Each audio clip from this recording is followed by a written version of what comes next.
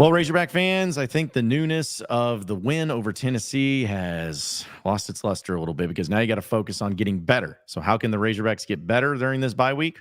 Let's talk about on today's Locked On Razorbacks podcast.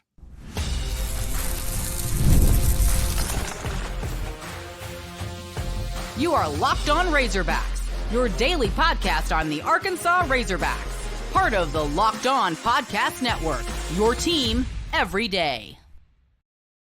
And welcome into Locked On Razorbacks podcast. I am your host, John Neighbors, and just like every Tuesday, it's a very special edition of Locked On Razorbacks because it's a THV11 Tuesday. So let's go ahead and welcome in a very special guest here on Locked On Razorbacks. It's Nick Luttrell, pronounced it right this time. Yeah, you got it. Of THV11, who joins us now to talk a little bit during the bye week. But Nick, appreciate you joining us, man. How about that game on Saturday? It was pretty epic and exciting. Oh man, that was awesome. I mean, I was here in Little Rock. We were doing our studio show. Our studio show started. It's a post-game show. It started when there was like 3 minutes still left in the game. So it was a little interesting having a post-game show when the game was still going on. But it was also cool because we got to be there when the moment happened. Tyler was there, and he got to hear the reaction from outside the stadium, and then we got video of everyone rushing the field. I mean, it was still awesome. I know you said it's worn off a little bit, and it has lost its luster a little bit, but it's still so exciting. Oh yeah, anytime you have a storming of the field and a top 5 win, because I mean that's the first top 5 win at home that Arkansas had since '99, so it's not like it happens often. Right. So yeah, it's going to last for a little bit, but the Razorbacks it's been up and down, and it's great that they got that win, and they're sitting at 4-2 midway point of the season. And it's going really good, and they still got a lot of tough games in front of them.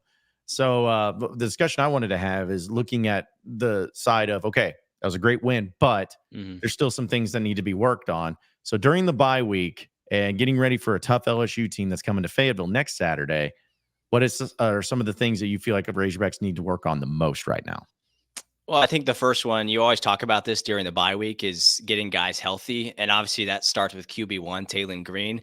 It's a little unfortunate we don't have the same media availability we normally have as media for a bye week. So we didn't get a chance to hear from Sam Pittman on Monday like we normally do. So we have really no idea, like, is he out for a few weeks? Is he going to be just fine and come back for LSU? I mean, he was on the field when they were storming the field. So he's able to walk and, jog around a little bit like he did for a few plays after that kind of dirty hit by the Tennessee defensive lineman. But just getting him healthy, that's probably easily the priority number one for the Hogs. And I think also offensively, there's some things that need to be worked on. If you do have Malachi Singleton that's going to be playing the rest of the season or the next few games, and it's getting him ready to go if he is going to be that guy going forward. It's giving him the time and the preparation, and maybe your offensive mindset changes a little bit with Bob Petrino as your offensive coordinator. Instead of Taylen Green, you now have Malachi Singleton. It's a little bit different.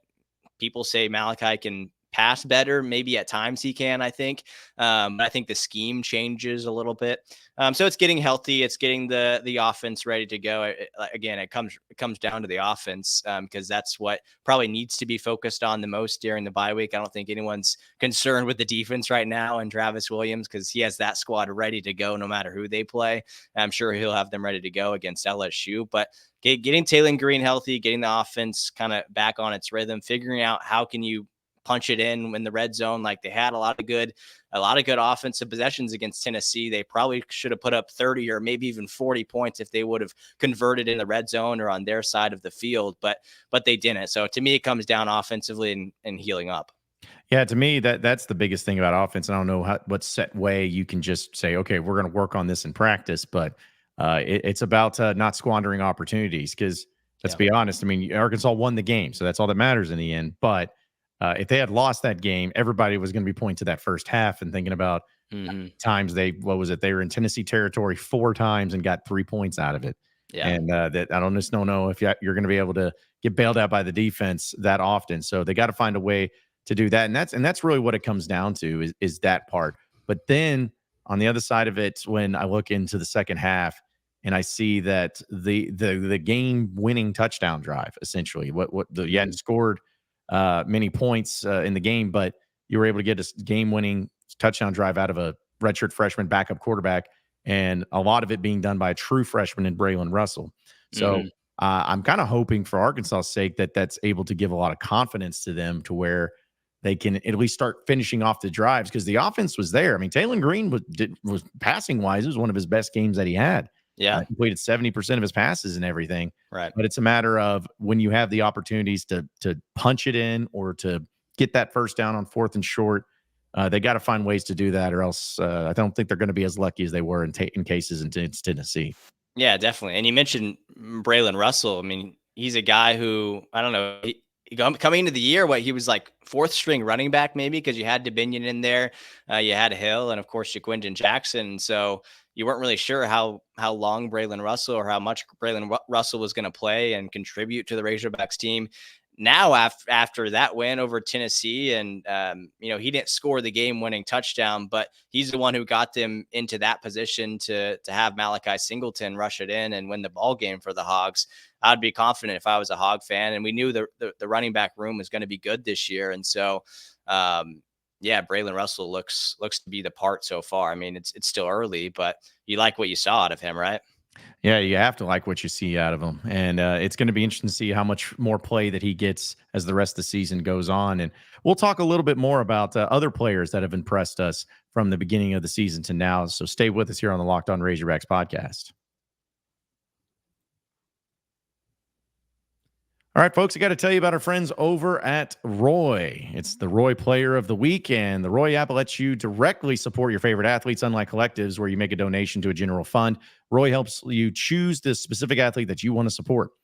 You get back the players that you really care about, and in return, you get exclusive content after the season, like personal videos and updates. And the best part, it's risk-free. If the athlete transfers or doesn't create the content, then you get your money back, no problem. And this week, of course, you heard me choose Landon Jackson as the guy, or excuse me, Andrew Armstrong. Landon Jackson was last week. Andrew Armstrong's the guy this week.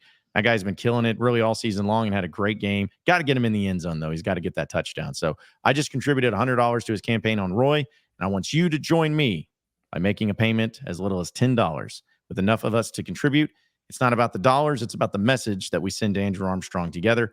Our collective support helps keep him connected to our school. Plus, Roy is doing their part to bring fans closer to their schools and athletes. In an exciting giveaway, Roy is giving one lucky fan 2 tickets to any game of their choice in November. Here's how to enter. You just download Roy in the app or Google Play Store and use code LOCKEDON when signing up once you've entered. That's it. Already on Roy, make a payment to the athletes campaign and you'll automatically be entered. No purchase necessary, void where prohibited.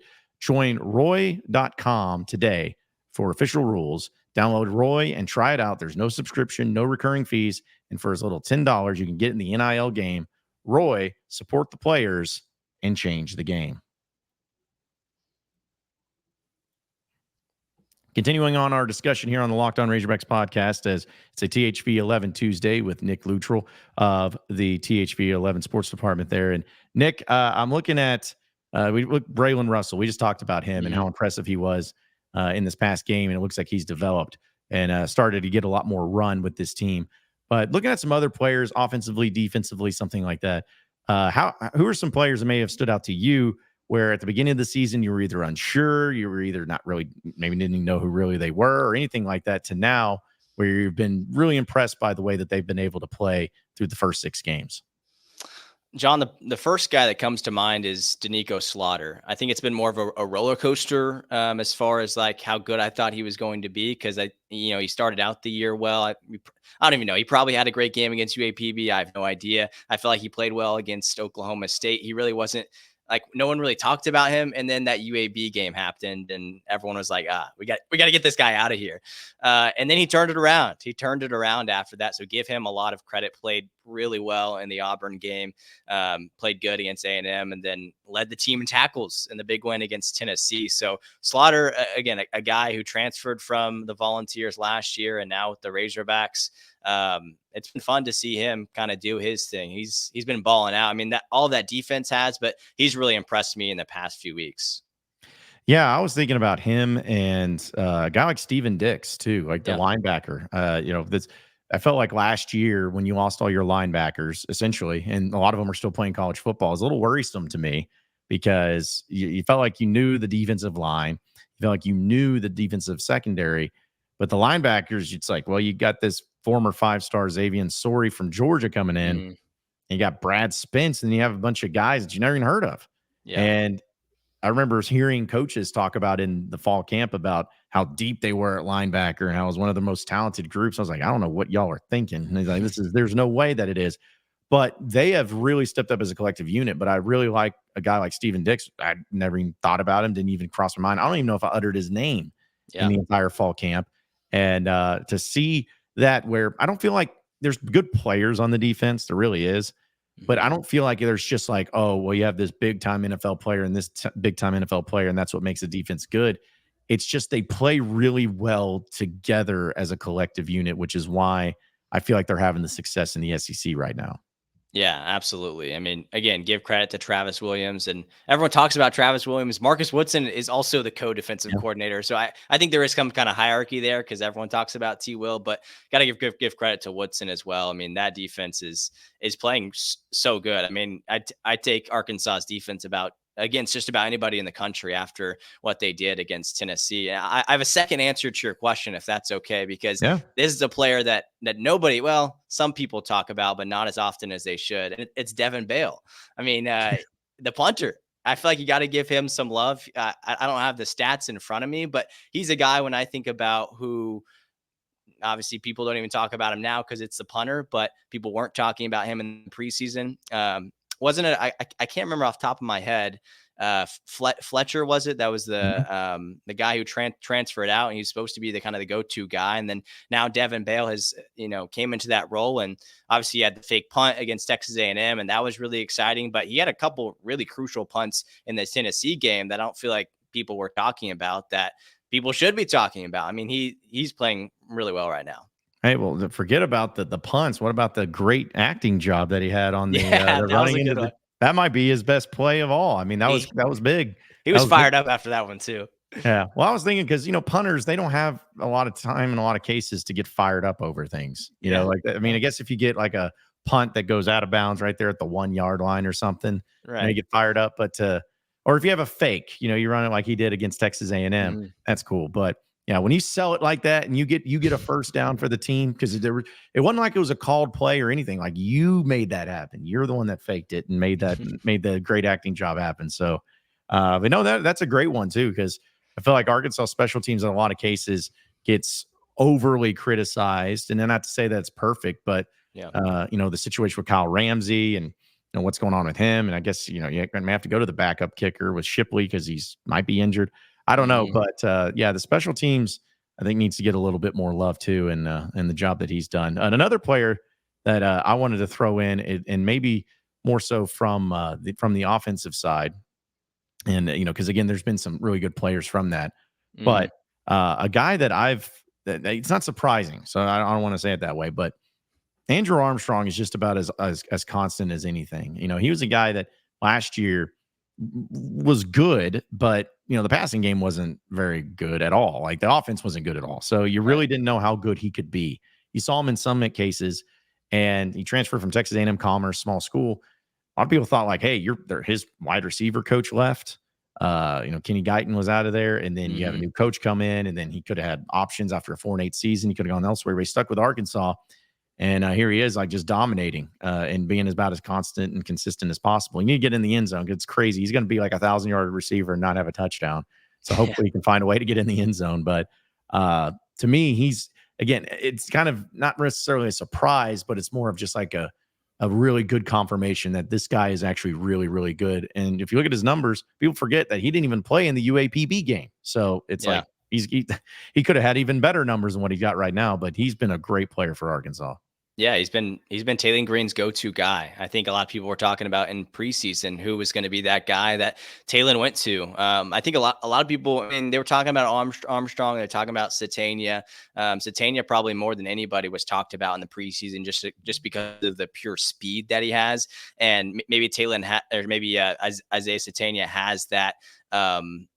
Skill type where he can break it off and run it for 90 yards that maybe Armstrong doesn't quite have. But what Armstrong has is the hands that you throw it up there and he's going to catch it no matter what. And like I said, he's been Mr. Consistent, Mr. Reliable that Taylen Green has been able to go to so far this season. And yeah, I mean, he was coming off an injury too, in the late preseason, didn't play that UAPB game. And you take out, like, he could have had like 200 yards receiving that game, and he could be like number one in the nation right now in receiving yards, but he doesn't. And he's still like top 10 in the NCAA in receiving yards, and I think number 2 in the SEC. So you just love to see it, and you love to see that story too from him. Like, we're kind of in the business of storytelling, getting to tell people's stories. And that's one of my most favorite parts about my job. And just to think about what he came from, wasn't highly recruited in high school, and went to I don't even know what Texas A&M Commerce is. Is it JUCO or Division II? Something like that. Yeah, I think it's moved up to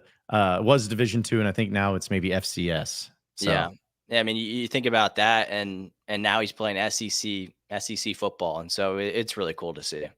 Yeah, and I just hope that it can continue on for him. But before we let you get out of here, Nick, just what does THV11 have going on this week during the bye week? It's a bye week for us all. So what's going on in the sports department right now? Well, it's a lot more quiet than it normally is, because, like I said, normally hear from Sam Pittman on Monday, and then we get to talk about that basically the rest of the week. But the good thing is they're coming off a win. They're coming off a win going into the bye week, so it's a little bit easier for us as a TV station and a sports department to be like, hey, we can still talk about the Arkansas-Tennessee game and talk about the weekly awards. I mean, we're just talking about Armstrong. He got some kind of weekly award today that I can't even remember off the top of my head, but some kind of, like, born in Texas, played Texas high school football, national offensive player, honorable mention, like some really long name, but no doubt he's starting to get a little bit of credit for the amount of skill that he has and that he's playing with. But yeah, a little bit of a slower week, but Hogs get a bye week. We don't have a bye week here, obviously, but it's nice to be, a little bit more restful than we normally are, I would say. Not that we're not trying any, we're still delivering you the sports and the news that we always do at THV11, but it's definitely been a little bit more restful, which is nice. Yeah, it'll be nice to actually watch college football games on a Saturday and not have to worry about one certain game that takes up 5 to 10 hours of your day. So it's going to be great for that. But should be a great bye week no matter what. But it's Nick Luttrell. He is, of course, of THV11. You can catch him on THV11 there in the Central Arkansas area. You can also look at all the great content that they have at THV11.com. But as always, we appreciate you, Nick. Enjoy the weekend, man. And we look forward to catching up with you here soon. All right. Thanks, Sean. You too.